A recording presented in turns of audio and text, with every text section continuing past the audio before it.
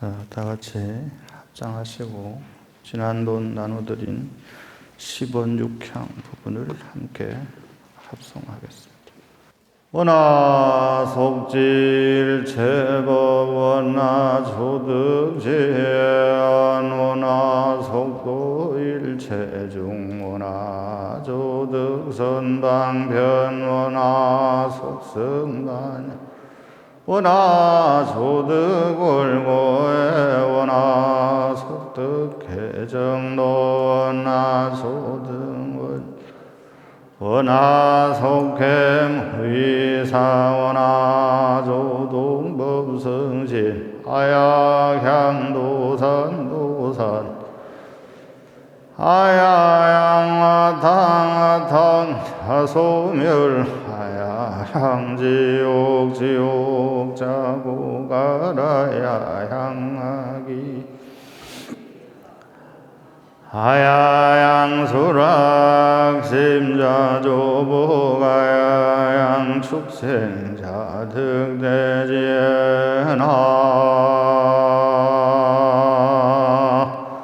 무후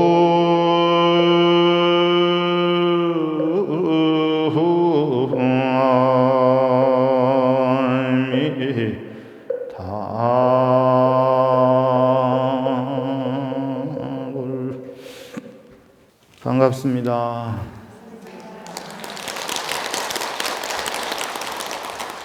높은 데 앉아있다가 낮은 데 내려오니까 이게 무엇이 좀 색다르다, 그죠? 저 위에 앉아있을 때는 뭐 내려다보는 맛이 있더니 특별히 법상에 앉지를 않고 밑으로 내려온 것은 실제적인 걸 좀 이야기를 해줘야 되겠다 싶어서 밑으로 내려왔어요. 어떻게 동짓날 팥죽들은 많이 드셨습니까? 네. 절집에는 이제 동짓달이 되면 팥죽을 먹기도 합니다만은 통도사 다른 데는 제가 잘 모르겠고 통도사의 그 겨울 동안거에 대해서 특히 이제 화엄살림이 결제를 하고 한 달, 보름 정도 지난 뒤에 하는 이유, 그렇죠? 10월 보름 해가지고 섣달 초하룻날 시작을 하니까, 그렇죠? 예전에는 원래 37일간 했다 그럽니다. 37일인 이유는 이제 부처님께서 37일 만에 깨달음을 얻으셨다. 거기서부터 시작이 되는 겁니다. 그리고 뭐 한 번 말씀을 드렸는지 모르겠습니다만 통도사 화엄살림이 공부하는 스님들 사이에 굉장히 유명해진 것은 마산포교당 우리 절을 창건하신 구하 대종사께서 화엄법석을 여시고 당대의 강백이시자 선지식인 스님들을 모셔서 세 분이서 돌아가면서 법문을 하셨다. 그 어른들 밑에 어른이 바로 이제 경자, 봉자, 우리 정법사 초대 포교사를 역임하셨던 경봉 스님이 계신데 경봉 스님이 맡아서 하시다가 이 화엄살림이 스님이 주석하셨던 극락암으로 올라갑니다. 그래서 극락암에서 화엄살림을 하던 중에 그때 경봉 스님께서 화엄경 법문을 하시던 와중에 깨달음을 얻으시죠. 그래서 스님의 처소 이름이 삼소굴이고 마지막 남기신 말씀이 야반상경의 대문빗장을 만져보라 하셨다 그러거든요. 화엄경을 읽으시면서 깨달은 내용이 당신의 일기에 나와 있어요. 내가 화엄경을 보다가 이 구절에 확 철대오했다. 그때부터 이제 화엄경은 통도사에서 특히 근대 화엄살림은 남다른 위상을 가지게 되고 전국에 남다른 위상으로 퍼지게 됩니다. 그래서 구조 자체가 결제를 시작해서 보름 가까이는 몸 단속을 해서 적응을 딱 시킨 다음에 초하루가 되면 그때부터 한 달간 화엄경 강설법회를 하는 거예요. 그러면 예전에는 여기에 스님들 위주로, 그죠? 화엄경이라고 하는 경전의 세계 자체가 원체 광대무변하니까. 근데 우리나라의 불교 신앙의 특징을 이야기할 때 화엄경을 빼놓고는 성립이 안 되는 것들이 너무 많습니다. 엄격하게 이야기하면 제가 누차 말씀을 드리지만 우리가 하는 이런 의식들, 경전 독송하는 거, 절하는 거, 참선하는 거, 이렇게 조탁하는 건 전부 섞어놓은 종파가 잘 없어요. 전 세계 이 조계종이 유일하지 않을까 싶습니다. 조탁하는 건 다 갖다 해. 그러니까 이게 자칫 잘못하면 짬뽕종이 되는 거예요. 조탁하는 건 다 갖다 하니까 자기의 정체성을 잃는 거죠. 여기에 중심을 딱 잡아주는 것이 화엄이라고 하는, 화엄경이라고 하는 경전이다. 왜 화엄경 경전을 이야기를 하느냐? 화엄살림 이야기를 하기 위해서 화엄경 이야기를 하는데, 결제가 시작되고 나서 보름 가까이 적응 기간을 가지고 마음 준비를 하는 거죠. 그리고 한 달간 화엄경을 통해서 자기의 수행, 나아갈 바를 점검한 다음에, 그리고 어저께 이제 회양이잖아요. 그리고 오늘이 또 초하루잖아요. 그죠? 그러면 동짓달이 지나고 이제 섣달이 된 거예요. 섣달 금운날 소식을 아느냐라고 하는 게 이 선방의 스님들 사이에 내려오는 말입니다. 섣달 금운밤의 소식을 아는가. 12월달 동짓달이 지나고 섣달에는 불교에 있어서 가장 중요한 날이 들어있어요. 뭔 날이 들어있습니까? 성도절. 그죠? 성도절이 며칠이죠? 12월 8일이잖아요. 나벌 8일이거든요. 그럼 오늘로부터 꼭 일주일? 그죠? 요때 용맹정진을 하는 거예요. 통도사는 구조가 딱 그렇게 되어 있어요. 수행의 구조가. 보름간 몸과 마음을 정갈하게 하고 준비를 한 다음 한 달간 화엄살림을 통해서, 경전을 통해서 내가 나아갈 바를 확실하게 정립하고, 큰 스님들의 법문을 통해서, 그죠? 그때부터 이제 준비가 다 됐잖아요. 몸과 마음이 준비가 되었고, 경전을 통해서 내가 나아가야 할 바를 확립시켰고, 그러면 이제 그때부터는 실천하는 것만 남았어요. 이제 밀어붙이는, 스님들 사이에는 밀어붙이는 일만 남았어요. 이걸 뭐라고 하느냐? 그러면 우리말로 하면, 우리말로 했죠. 그죠? 밀어붙인다고 했으니까 이걸 가행정진이라고 그럽니다. 이게 수행의 단계에 있어서 이 가행이 굉장히 중요해요. 왜 중요하냐 그러면, 자, 불이 탁 붙는 순간이라든지, 물이 탁 끓는 순간이라든지, 이 순간이 99의 노력이 있은 다음에 물은 100도씨에 끓는다라고 일반적으로 이야기를 하거든요. 100도가 되기 전에는 그러면 끓지 않는다는 말이 되잖아요. 그러면 끓을 때까지 밀어붙여야 되는데 99에서 멈추면 어떻게 돼요? 물이 끓지를 않죠.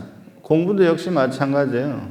저는 평소에 수행을 이야기할 때 오목렌즈에 비유해서 설명을 많이 하는데, 예전에 이 볼록 렌즈를 가지고 해가 좋을 때 이렇게 실험을 해보면 햇빛이 한 군데 딱 모여야만, 그때서야 태양 에너지가, 흩어진 에너지가 한 곳으로 모여야만, 그래야만 불의 기운이 집중되어서 거기에 불이 일어날랑말랑 하죠. 근데 일어날랑말랑 할 때 오목렌즈를 흔들면 어떻게 됩니까? 일어나질 않죠. 그때 가행정진이 필요한 거예요. 용맹정진이 필요한 거예요. 그때 밀어붙이는 거예요. 해보는 거예요. 어디까지? 극한의 상황까지. 그래서 이 용맹정진의 대표적인 공간이 어디입니까? 해인사잖아요. 해인사 용맹정진 하는 이유가 거기에 있습니다. 통도사는 그 반면에 아주 고래로부터 내려오는 구조가 지금부터 일주일 밀어붙여서 언제 자기 자신의 승부를 봐야 되느냐, 수행의 승부를 봐야 되느냐, 바로 납월 8일날, 성도제일날.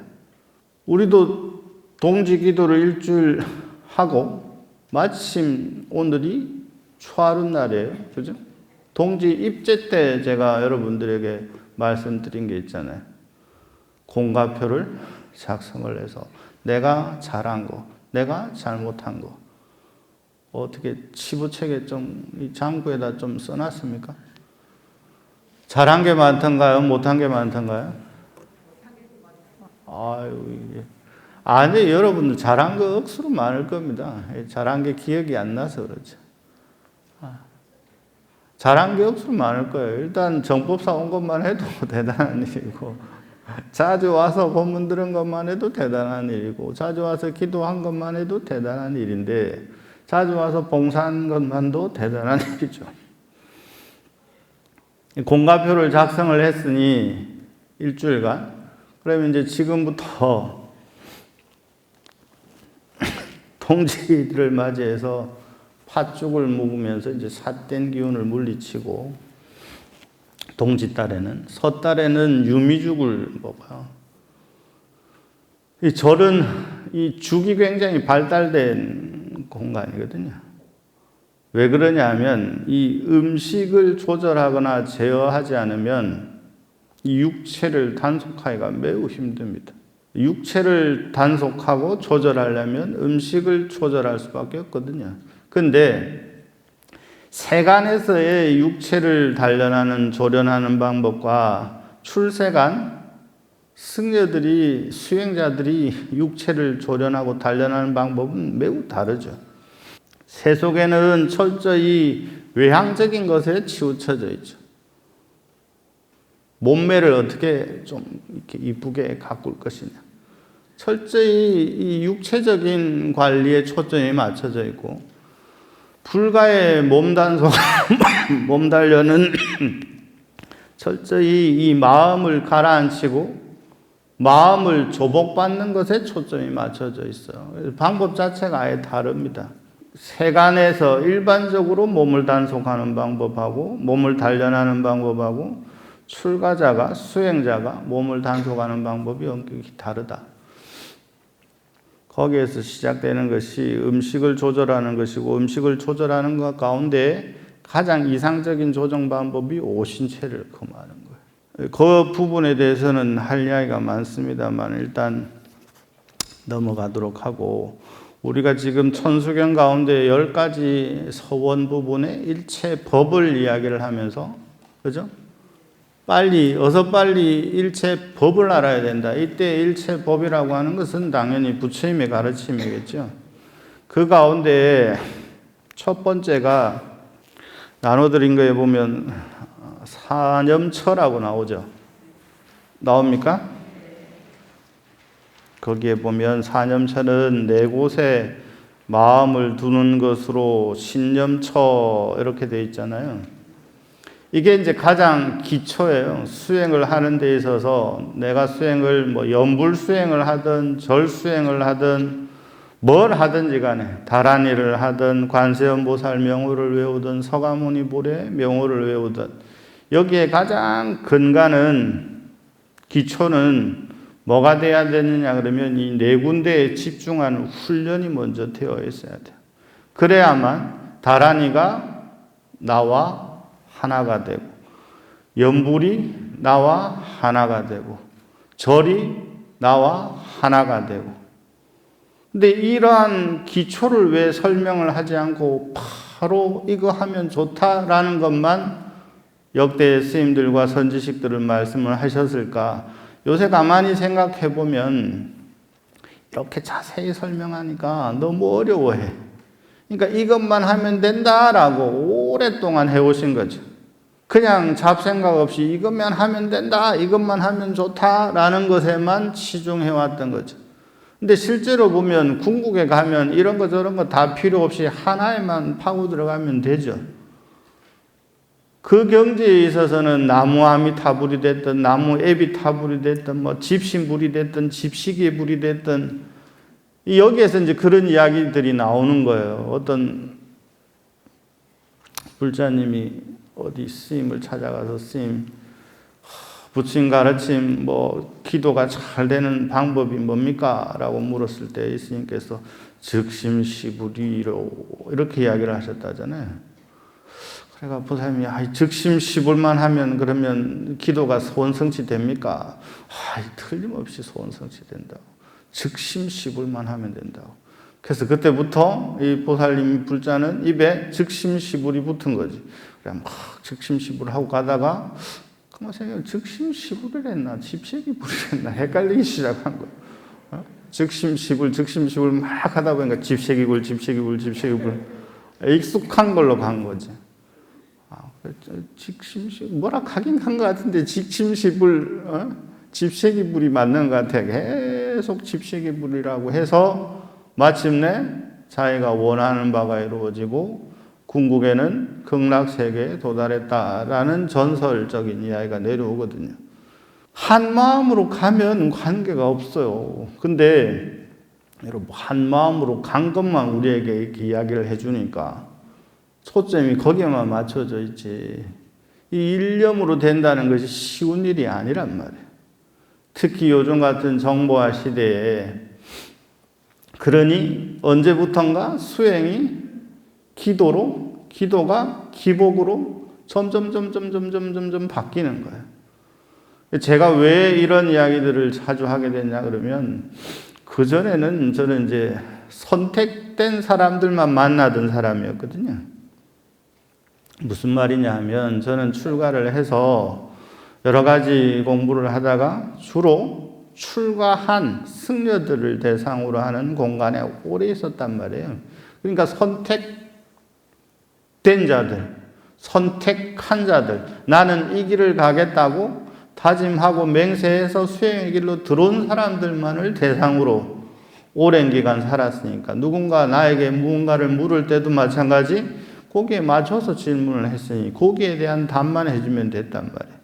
근데 어느 순간 몇 년 됐습니다. 그 전에도 물론 그런 생각을 가진 건 분명한 것 같은데 한 번씩 제가 말씀을 드렸나요? 어디 이제 통로 사는 소임을 보면 연말이 되면 스님들이 이제 각 사찰에 파견이 되어서 삶을 어떻게 사시는가 이 감사를 해요. 그래서 어떤 절을 가서 그 스님 평소에 기도를 너무 열심히 하시고 수행정진을 잘 하시는 어른이라 도량이 좀 한가해. 기도하는 느낌이 안 들어. 그래서 스님, 어째 스님 잘하시는 그 기도가 여기서는 뭐 잘 안 됩니까? 했더니 아이고 여는 희한해가지고 빌 게 없어갖고 절에 안 온다 합니다. 빌 게 없어서 절에 오지를 않는데. 그 말을 듣고는 사실은 스님이 정말 기도도 잘하시고 연불도 정말 잘하시고 하시는데도 그 사람들에겐 관심 대상이 아닌 거예요. 빌 게 없어서 절에 안 간다는데 안 온다는데 그러면 그 말인즉슨 절은 무엇인가를 비는 곳이 되었다는 말이 되잖아요. 그죠? 여러분들도 여기 보니까 상당수가 빌러 오신 분들이 좀 있는 것 같아. 그러니까 자꾸 손을 비비고 뭘 자꾸 문지르고 이래 사는 거 보니까 그 문지름이 뭐가 좀 될까 싶어서 이래 온 것 같은데. 절은 엄격하게 이야기하면 무엇을 비는 공간이 아니거든요. 저기 금칠해가 노랗게 앉아 있는 양반이 영험이 굉장한 것 같지만 실제로 영험이 굉장합니다. 어디든지 간에 저분만 딱 모셔놓으면 그가 산꼭대기 사람 오지 않을 것 같은데도 기어코 먹을 거 들고 올라오니까. 제가 재밌는 이야기를 본 게 그거예요. 예전 그 육아의 선비가 과거 시험을 보러 또 가다가 뭔가 찝찝하거든. 과거를 보긴 봐야 되는데 뭔가 조금 찝찝하단 말이에요. 지나가는데 좋은 절이 있어가지고 들어가서 딱 가니 절은 차마 선비 체면에 못하겠고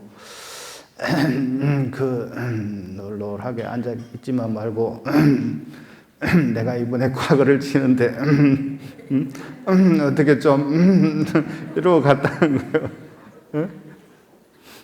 선비 체면에 아유 부처님 저리라도 한번 하면 모르긴데 이러고 갔다는 거지. 그러고 똑 떨어져 가지고 오면서 부처님 앞에 가서 삿대질을 하면서 널널하게 앉아갖고 말이지 가만히 앉아갖고 받아 처먹기만 하고 이러시는 걸 하나도 없다고 욕을 제가 좀 엎어져가지고 이렇게 빌었으면 영감이 있었을 것 같은데 안 빌고 이러고 가놓고는 널널하게 앉아가지고 말이지 남들이 올리는 거나 받아먹고 있다고 막 영음도 없는 부처라고 막 욕을 했다 그래요. 절은 기도하는 곳이기는 한데 이 기도라고 하는 것이 출발점이 다릅니다. 저쪽 동네 유일신을 주장하는 동네와는 정말 다르거든요. 저쪽 동네는 하나님 아버지면 다 해결이 돼요. 좋은 일이 있어도 하나님 아버지 덕택이요. 안 좋은 일이 있어도 하나님 아버지께서 저희를 시험에 들게 하셔서 이런 고난과 역경을 주신다고 이걸 극복을 하시라고. 뭐든지 다 하나님 탓이야. 하나님 덕이죠. 좋은 일이 있어도 하나님 덕이요. 나쁜 일이 있어도 하나님 덕이요. 훈련이 너무 잘 되어 있는 것 같아요. 근데 정작 철저히 자기 자신의 주인공으로 살아가는 것이 주된 목적이요, 신행의 출발이요, 기도의 출발이라고 할 수 있는 불교, 부처님의 제자들이 부처님, 관세음보살 하도 비는 게 많으니까 부처님하고 보살들 얼마나 많이 필요했으면 자꾸 만들어지잖아. 부처님 한 분만 해도 충분할 건데 중생이 원하면 원하는 대로 나타내 주는 것이 부처의 본질이라고 그랬잖아요. 그러니까 끊임없이 나타나는 거예요.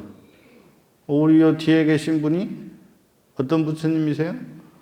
1100억 화신 서가모니불이잖아요. 그러니까 몸이 서가모니불 하나가 아니라 1100억 1100억이면 100억이 1000개란 말이거든요. 숫자가 엄청나게 많다는 거죠. 그 말인즉슨 중생이 원하기만 하면 어떤 몸으로 다 나타내 주는데 나타내 주는 원인과 목적이 이유가 분명하다는 거죠. 너가 부처임을 자각하게 하기 위해서. 그대의 주변의 모든 이들이 다 부처일 수 있음을 자각하게 하기 위해서. 그대가 만나는 산과 물, 바람, 모든 것들이 다 신과 같이 위대한 존재들임을, 현상들임을 자각시켜 주기 위해서. 그래서 오늘 우리 막 뭐라고 했잖아요. 약창계 하면서. 뭐예요?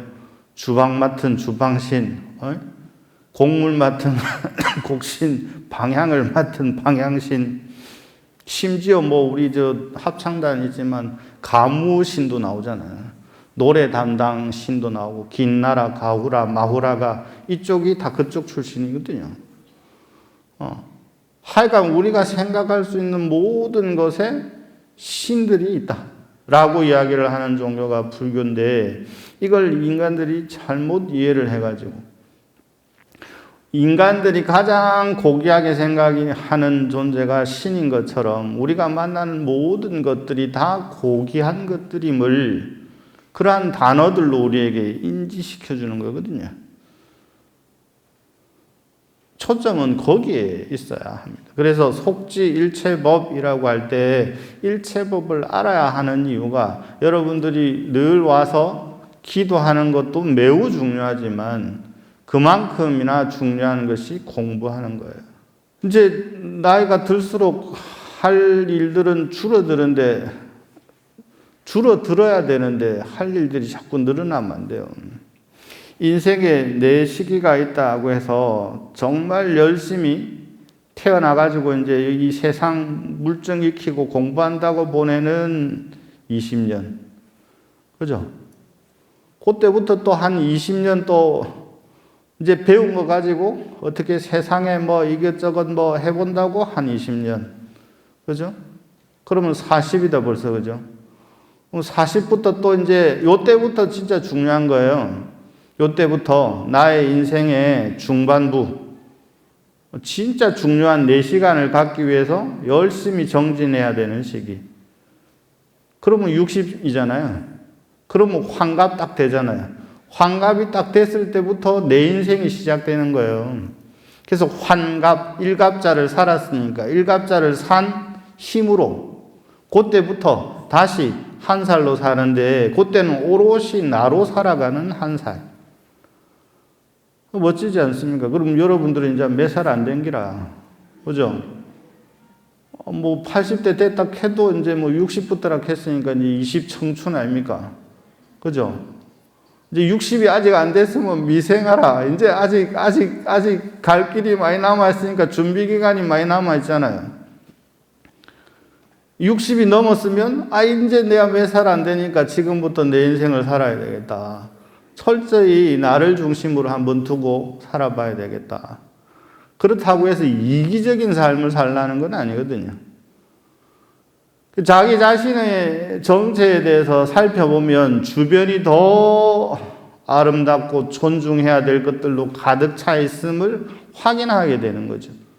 이 신념처라고 하는 게 첫 번째 우리가 그 진리의 길에, 수행의 길에, 부처님의 길에, 보살의 길에 나아가는데 37가지 방법, 다양한 방법들이 있다. 그 가운데 제일 첫 번째 기초, 기둥에 해당되는 것이 사념처인데, 사념처라고 하는 것은 몸에 대한 관찰이 가장 먼저다. 몸에 대한 관찰은 뭐로부터 시작되느냐? 나는 누구인가? 로부터 시작되는 거예요. 여러분들은 다양한 이름으로 불리우잖아요. 아들한테는 엄마, 딸한테도 엄마, 남편한테는 아내, 부인, 또 누군가에겐 뭐라고 불리우고, 또 누군가에는 무엇이라고 불리울 거고, 수많은 이름의 그대가 있잖아요. 그대들이 있잖아요. 나가 있잖아요. 근데 그 가운데 어떤 걸 진짜 나라고 할 것인가? 어떤 것이 진짜 여러분인가? 본명으로 불리우는 나가 진짜인가? 아니면 일반 이름으로 불리우는 나가 진짜인가? 엄마라고 불리울 때 나가 진짜인가? 아니면 부모님에게 딸아라고 불리울 때가 나인가? 어떤 것을 나라고 할 것인가? 이러한 질문을 던지는 순간 그때 축생과 인간이 나누어지는 거예요. 인간이 지금 이렇게 문명을 이룩해서 살아갈 수 있는 이유는 나는 누구인가 질문을 끊임없이 던져있기 때문에 지금 이렇게 문명을 이루고 살아가는 거죠. 지구상에는 수많은 생명체가 살아가고 있지만 인간처럼 이렇게 문명을 이루고 살아가는 종족은 없잖아요. 그러면 인간이 문명을 이루고 살아간다라고 하는 것은 일반 다른 생명체들과 다른 무엇인가가 있을 건데 그것이 무엇이냐? 질문을 던진다는 거예요. 질문을 어떻게 던지느냐가 굉장히 중요하죠. 그러니까 질문을 잘못 던지고 잘못 실천하고 잘못 이행하면 지구는 파멸의 길을 가는 거고. 그죠? 적당히 하면 되는데 끊임없이 불을 축적하기 위해서 안 좋은 건 알지만 멈출 수가 없잖아요. 멈추지를 못하는 거잖아요. 시스템 자체가 이미. 자, 질문을 어떻게 던지느냐에 따라서 우리의 방향은 다르게 전개가 되는데 불자라고 한다면, 부처님이 제자라고 한다면 첫 번째 스스로에게 질문을 던져야 돼. 나는 누구인가? 그러면 신념처가 확립이 되는 거예요. 그러면 이렇게 앉아서 제가 지금 이제 앉아서 하는 목적이 여기에 있는 겁니다. 앉아서 몸을 이렇게 맞춰보는 거예요. 그 중심이 딱 잡히는 데가 있단 말이에요. 그때 허리를 반드시 세우고 어깨를 늘어뜨리고 손은 이 양쪽 무릎 쪽으로 또 내려놓은 다음에 숨을 쉬면서 제일 중요한 가르침이 뭐냐 그러면 이때 떠올라야 되는 것이 원각경 보안보살장이에요. 그러면서 관찰에 들어가는 거예요. 나의 몸이라고 하는 것이 어떻게 형성되어 있는가. 부처님께서 말씀하시기를 우리의 몸은 지, 수, 화, 풍 4개로 이루어져 있다. 4대를 원소로 하고 있다. 그러면서 이제 이게 집중 수행에 들어가는 거예요. 아, 나라고 하는 것이 이 살과 뼈 점점 내밀하게 내가 생각할 수 있는 모든 것들을 동원해서 나라고 하는 이 구성 요소를 분석해 보는 거죠. 그때 이런 것들이 안 되니까 아미타불, 관세음보살 해락하는 거예요. 근데 이게 잘 되면 여기에 집중한 상태에서 아미타불, 관세음보살을 하면 완전히 달라지게 되죠. 여러분 새벽에 제가 그 이후로 이어서 하려고 하다가 지금 안 하고 있는데 문수기도 할 때의 경험들이 있으시잖아요. 그죠? 문수기도도 만약에 제가 그렇게 설명을 하고 제가 이끌면서 이 가슴에 뭐라고 하는 걸 하지 않고 했다면 그런 경험들을 못 했을 거예요. 근데 여러 가지 이야기들을 들어보고 봄소 딱 해보니까 경험하게 되죠. 이런 이야기들도 마찬가지예요. 여러분 이게 굉장히 비싼 말들입니다. 요새는 이게 지식 정보화 시대 4차 산업, 5차 산업 하잖아요. 이게 별게 아닌 게 가공을 어떻게 해서 소비하는 사람에게 어떻게 제공하는가에 따라서 1차 산업, 2차 산업, 3차 산업, 4차 산업, 5차 산업 나눠지는 거예요. 그러면 자, 이러한 것들이 이러한 프린트물로 만들어지는 것 자체가 벌써 3차 가공은 되는 거죠. 기존에 있는 것들을 번역을 해야 되고 편집을 해야 되고 작성을 해야 되고 프린트물로 만들어야 되고 그러면 이걸 가지고 다시 내가 가공을 해서 이야기를 해주잖아요. 그러면 뭐가 돼요? 이게 4차 산업이지 뭐. 근데 여기에서 가공을 할 때 누가 하느냐가 굉장히 중요해요. 어떻게 할 거냐 굉장히 중요하죠. 그래서 우리나라에 돈을 제일 잘 버는 친구들이 누구냐 그러면 일타 강사들이에요. 여러분 개인이 한 해에 100억대를 벌어들이는 사람들이 누구냐 그러면 일타 강사들이에요. 그 친구들이 뭘 가르치겠어요? 영어와 수학이 가르치는 데가 없어서 이 친구들이 그렇게 돈을 많이 받을까요? 아니죠. 뭔가 핵심적인 요지를 알아듣기 쉽게 콕콕 집어서 이야기해 주니까 그때 그러한 강사들을 뭐라고 해요? 쪽집게 강사라고 그러잖아요. 핀셋 강사라고 그래요. 탁탁 집어서. 문제가 나올 유형들을 딱딱 집어가지고 딱딱 가르쳐 주니까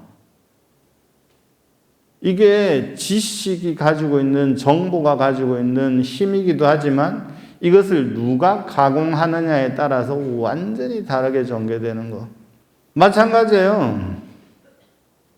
음식도 마찬가지죠. 똑같은 재료가 있지만 누가 어떻게 가공하느냐에 따라서 음식 맛이 달라지고 어떻게 내느냐에 따라서 어디서 내느냐에 따라서 가격이 어마무시하게 차이가 나죠.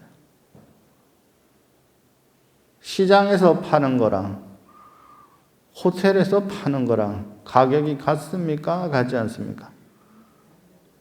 그러니까 여러분들이 기회가 되고 인연이 되었을 때 부지런히 들어두시는 게 좋은데 평소에 이러한 것들은 훈련이 필요하다. 몸이 말을 잘 안 들으면 잘 안 듣는 대로도 괜찮습니다. 자세가 좀 삐뚤어져도 괜찮습니다. 소파에 누워서도 괜찮습니다. 기대서도 괜찮습니다. 근데 중요한 것은 관찰의 힘이죠. 사유의 힘이죠. 분명히 이제 여기에 10중 8구는 가면서 다 다 막 이쪽으로 이렇게 사 이렇게 귀를 이렇게 이래 귀라도 들어가면 천만 다행인데 어제 제가 뭐라고 했죠? 전부 이 귓구멍이 막혀가지고 말을 엄청나게 들어도 뭐 요 안으로 이렇게 착 파고 들어가서 나의 심장을 막 이렇게 뛰게 하고 그것이 다시 실천적 행동으로 나오기까지는 매우 힘들다. 그래서 첫 번째 신념처라고 하는 것은 나의 몸이라고 하는 것이 어떻게 형성되어 있는가. 그 다음에 더 나아가서는 나라고 하는 것 존재는 어떻게 이루어져 있는가. 그 다음에 더 나아가서는 무엇을 나라고 하는가. 그렇게 되면 신념처가 확립이 되는 거예요. 그 다음에 수념처. 나라고 하는 존재 구성이 이루어졌으면 나를 중심으로 한 대상들이 생겨나게 되거든요. 그죠? 나가 있음으로 인해 가지고 나의 주변이 생겨나는 거잖아요. 그러면 사람을 중심으로 하거나 현상을 중심으로 하거나 관계없이 나를 중심으로 해서 인연들이 생겨나게 되면 여기에 과라고 하는 것이 생겨나게 되는데 나라고 하는 것이 확립이 됐으니까 나를 중심으로 한 주변 것들에 대한 관찰, 파장을 키워보는 거예요. 나에 대한 관찰은 됐다. 그러면 나를 둘러싼 주변에 대한 관찰을 해보자. 그게 수념처예요. 조금 어려운 말로 하면 주관이 형성이 되고 주관에 대한 이해가 생겼으니 그 밖에 객관에 대한 이해가 이루어지게 되고 객관에 대한 이해가 이루어지면 여기에서 제가 이제 흔히 비유를 들 때 김춘수 시인의 꽃이라는 이 시를 꽃이 내가 꽃이다라고 할 때 꽃은 나에게로 다가왔다. 자, 내가 그러면 여기에 신념처가 확립이 된 거예요. 꽃이다라고 하면 뭐가 돼요? 수념처가 성립이 된 거예요. 그러면 저게 내게로 왔다 그러면 그 다음 단계인 심념처가 형성된 거예요. 심념처가 성립이 된 다음 꽃이 내가 꽃이여라고 하는 순간 꽃이 나에게 다가왔다. 어려워요? 쉽죠? 쉽다고 해줘요. 겁나 쉽죠? 자, 내가 당신을 사랑합니다 하는 순간 보세요. 내가 생기고 당신이 생기잖아요. 그죠? 내가 당신을, 내가 여러분을 이러면 나를 중심으로 해서 여러분이라고 하는 대상이 생긴 거죠. 그죠? 그러면 신념처와 동시에 수념처가 성립이 된 거예요. 여기에 사랑이라고 하는 순간 뭐가 돼요? 심념처가 생기는 거예요. 그 다음에 법념처는 합니다 하는 순간 확립이 되는 거죠. 여러분 사랑합니다 하는 순간 뭐예요? 내가 여러분을 사랑이라고 하는 감정으로 대합니다. 이 말이 되잖아요. 아이고, 이거 쉽은 걸 너무 어렵게 설명을 하려고 해요. 자, 이 훈련을 계속 하다 보면 이게 선정 수행, 사마타 수행, 지관 수행 이렇게 어려운 말로 포장이 되는 거예요. 이 수행의 원리가 지관이라고 하는데 한 번씩 제가 말씀드리죠. 멈추면 비로소 보이는 것들이란 말이 잘 지은 말이다. 근데 이걸 멈추어야 돼요. 그래야만 보여요. 멈추지 않으면 휙 지나가기 때문에 휙보다 훨씬 빠른 속도로 지나가기 때문에 잡기가 힘들단 말이에요. 그러면 잘 잡기 위해서 어떤 방법을 우리의 스승들께서는 말씀하셨느냐? 아미타불 해라, 관세음보살 해라, 절해라. 그러면 내가 가지고 있는 것이 잠잠해지면서 다른 것들이 눈에 보이기 시작한다. 이거 해서 뭐 하냐고 이야기를 하면 정말 중요한 키워드는 뭐냐 그러면 이 훈련을 하잖아요. 이 연습을 하잖아요. 그러면 사물에 대한 관찰력이 뛰어나서 살아가는데 엄청나게 도움이 됩니다. 공부에 집중 못하는 아이들에게 여러분이 이러한 것들로 지도해 주잖아요. 이러한 방법으로 공부를 하도록 유도를 해 주잖아요. 그러면 공부 실력이 엄청나게 늡니다. 했는데도 안 는다? 그러면 공부와는 인연이 먼 거예요. 다른 거에 관심이 더 많은 친구다. 이렇게 봐야 돼요. 그러면 그 다른 거에 예능 부분도 마찬가지예요. 이러한 관찰력이 뛰어나치게 되잖아요. 그러면 자기가 해야 될 부분과 하지 말아야 할 부분을 정확하게 알게 돼요. 감각을 훨씬 날카롭게 예민하게 만들어준단 말이에요.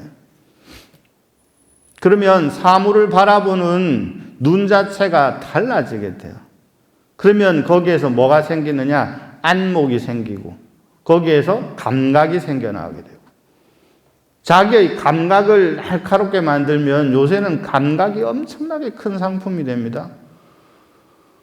제가 이 조그만한 이 핸드폰 속에 전 세계 뭐 여러 가지 키워드들을 등록을 시켜 놓으면 그 관련된 것들이 뜨잖아요. 그러면 여러분들도 핸드폰 조사를 한번 해보면 이 사람이 평소에 어디에 관심이 있는가를 알 수가 있게 되죠. 주로 검색을 뭘 하는가. 이게 전 세계에서 가장 공식력 높은 정보 기관이 어디냐 그러면 구글 검색이에요. 어떤 연구소에서 발표하는 것보다 더 정확하게 데이터를 만들어내요. 왜냐? 사람들이 관심 있는 거 검색해 보거든. 동지쯤 되면 동지가 뭐지? 검색해 본단 말이에요. 그 빈도가 높아지면 높아질수록 뭐예요? 사람들이 동지에 관심이 많다는 거지. 그러면 여러분들 핸드폰을 보면 뭘 주로 검색했느냐 보면 여러분들이 평소에 어디에 관심이 많은가를 알 수가 있죠. 유튜브도 마찬가지. 내가 관심 있는 걸 몇 번 검색을 하면 뭐예요? 이게 카테고리 알고리즘이 생겨가지고 내가 좋아하는 걸 자꾸 띄워주죠. 이게 알고 보면 세상의 모든 원리들은 다 비슷하게 전개된다는 거. 내가 쿠팡을 사용을 하는데 내가 관심 있는 걸 이렇게 몇 번 클릭하잖아요. 그럼 얘들이 계속 띄워주지. 고객님, 요거 나왔습니다. 요거 나왔습니다. 이렇게. 웃는 거 보니까 쿠팡의 용장 같아. 내가 이 난로를 몇 개 샀거든요. 곳곳에 난로를 비치했더니 이제 난로 좋은 것만 나오면 계속 올려준다. 고객님 난로 나왔습니다. 이렇게. 근데 이게 기계가 인간도 역시 마찬가지예요. 내가 평소에 어디에 관심을 두고 살아가느냐에 따라서 나의 삶의 방향이 전개되는 것처럼 마찬가지죠. 이게 굉장히 중요한 단어들입니다. 신념처, 수념처, 심념처, 법념처. 아마 이렇게 설명하는 경우가 잘 없을 거예요. 왜냐하면 신념처는 뭐다? 라면서 막 장황하게 설명을 하지. 그 다음에 수념처는 뭐다? 라고 장황하게 설명을 하죠. 근데 보세요. 나는 여러분, 그대들을 사랑합니다. 하는 순간 벌써 신수심법, 그죠? 나라고 하는 주관이 나는 하는 순간 성립이 되고 여러분을 하는 순간 대상이 생겨지고 여기에 뭐예요? 사랑이라고 하는 감정이, 그죠? 이게 마음의 작용이에요. 그렇잖아요. 사랑이라고 하는 감정은 다른 말로 하면 마음의 표현이잖아요. 그죠? 나는 당신을 하는 순간 신념처, 여기에 관찰이 이루어진다면 그 다음에 수념처, 그 사이에 사랑이라고 하는 단어가 심념처, 그 다음에 합니다 라고 하는 순간 사랑하지 않습니다. 사랑합니다. 법으로, 하나의 원칙으로 정해지는 거. 자, 오늘 여기까지 합시다.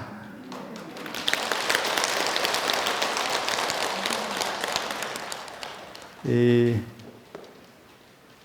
천수경이라고 하는 것이 제가 새삼 보면서 어른들은 참 대단하시다.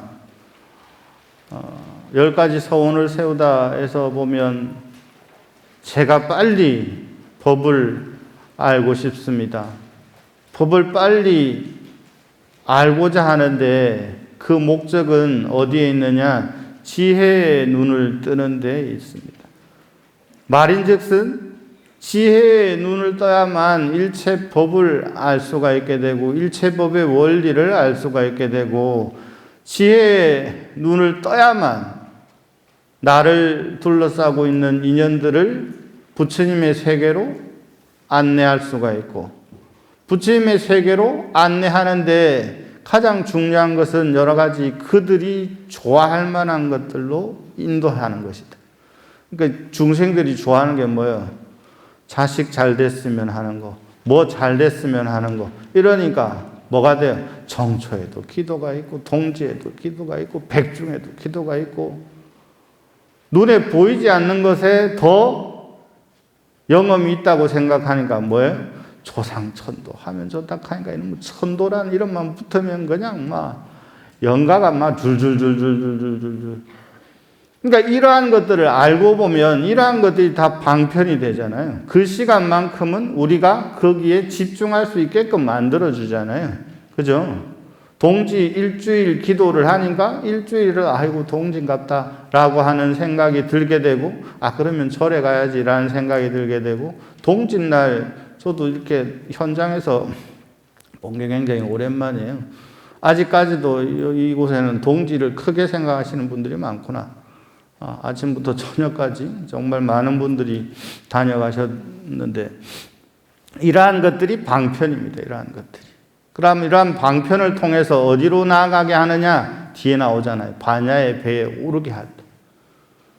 언제 기회가 되면 또 이 부처님 법당이 왜 용들이 많은지, 법당이라고 하는 것은 어떤 형상에서 따온 것인지 이 부분에 대해서 설명을 할 시간이 있으리라 생각을 하고 오늘 본문은 여기까지 하도록 하겠습니다.